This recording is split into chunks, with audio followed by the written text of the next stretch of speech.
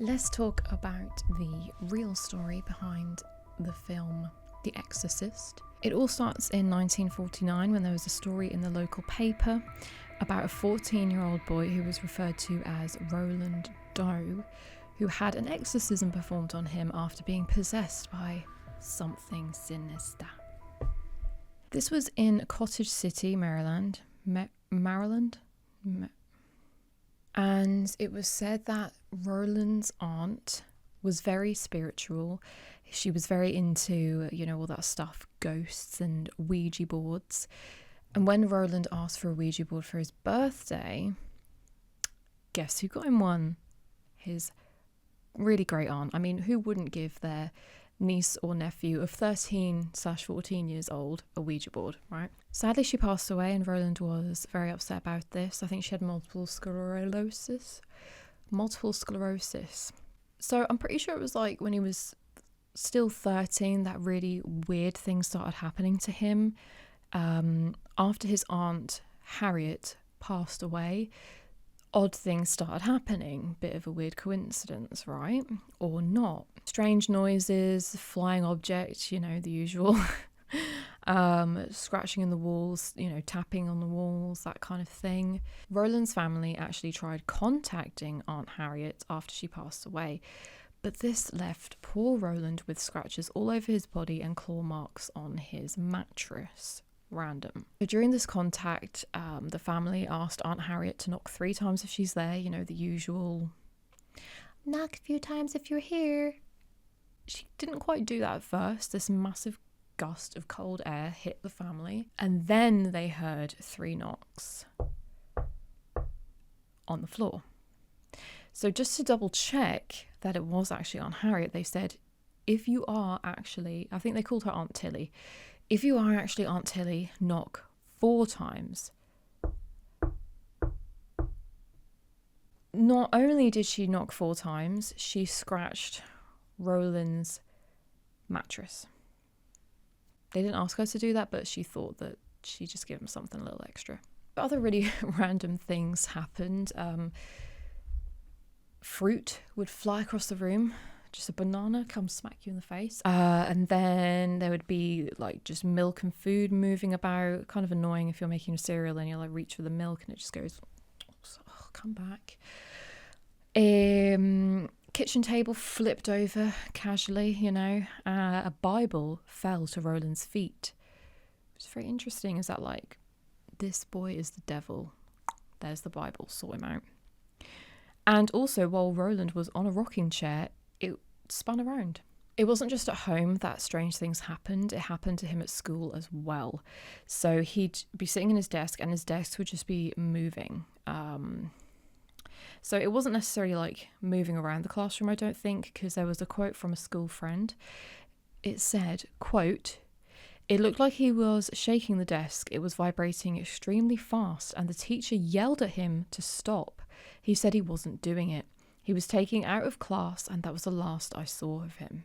I mean, I guess as a teacher, you wouldn't assume that your student was just possessed or whatever, would you? The family, after so many weird things happening, after obviously him getting taken out of school, the family were very concerned and they wanted answers. They wanted him to get help, so they sought the help of a priest, the usual stuff for an exorcism. I think they had quite, a few priests involved. That obviously didn't work the first few times, and then they finally got help from, there was an older priest and a younger priest. And I saw that in the movie, the older and younger priests, they were very different in age, but actually in real life, so you've got Father Bowden, who was 52, and Father Bishop, who was 43, so there wasn't even 10 years between them, but whatever. They first met Roland on the 9th of March 1949 and saw the scratches on his body and obviously heard everything else, scratches on the mattress, him having crazy things happen to him at school, things moving around, blah, blah, blah, blah, blah.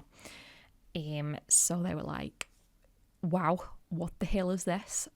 So we have to get to work, we have to help this child because he's possessed by a demon. Oh yeah, his mattress had also previously moved and shaken on its own during other attempted exorcisms and things like that. So she's got an obsession with his mattress, scratching it, shaking it, whatever. So the priest blessed Roland. They fixed a relic-encrusted crucifix under his pillow, and then they left the room along with the relatives. So everyone left Roland alone because he was asleep. So what are they going to do? Just sit there and watch him sleep? I mean, I probably would. And then as soon as a demon come, I'd just like... So after a little while had passed, his 5 relatives, I don't know who they were, but there were 5 relatives, ran back in after hearing a loud noise to see that the bookcase in the bedroom had moved, and there was apparently a bench as well that had like fallen over, and the crucifix was now lying on the edge of the bed rather than under his pillow where it was before. And again, the mattress was shaking and only stopped when the family cried, "Aunt Tilly, stop. Aunt Tilly, just stop this tomfoolery now." So the exorcism started on March the 16th, 1949. Both Father Bishop and Bowden performed the exorcism together with the permission of Archbishop Joseph E. Ritter. But this went on for over a month. So it wasn't until April the 18th that it was finally over. It's estimated that there were about over 20 exorcisms performed on this poor child. That's quite a lot. That's one nearly every day. I mean, it probably was one a day, if not more. I don't know, because they don't actually know how many they did. I can imagine during all of these exorcists, he did all the usual things that you see in the film. So, you know, demonic crap. The voice like that, spitting, vomiting, throwing things, spasming, going, stuff like that. The usual stuff. Cursing in Latin. Is that what they do? I think so. Apparently, Roland actually, after all of this was over, went on to have a great life. Got married, had kids. I read somewhere that he joined NASA. I don't know how true that is. But anyway, yeah, so he had a really good life. They're not 100% sure of his real name, but people have said that it was Ronald Hunkeler.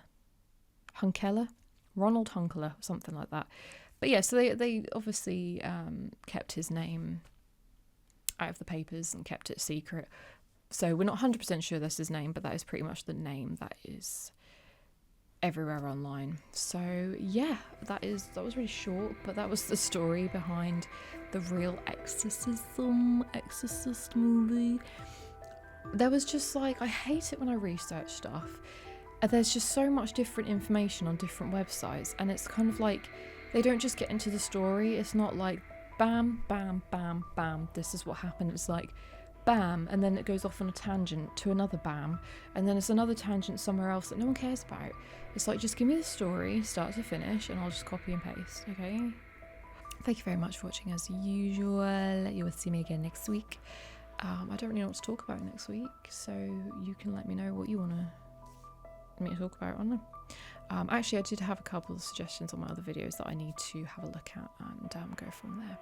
So yes, take care of yourselves, don't get possessed because it sounds really crap, and I'll see you again soon.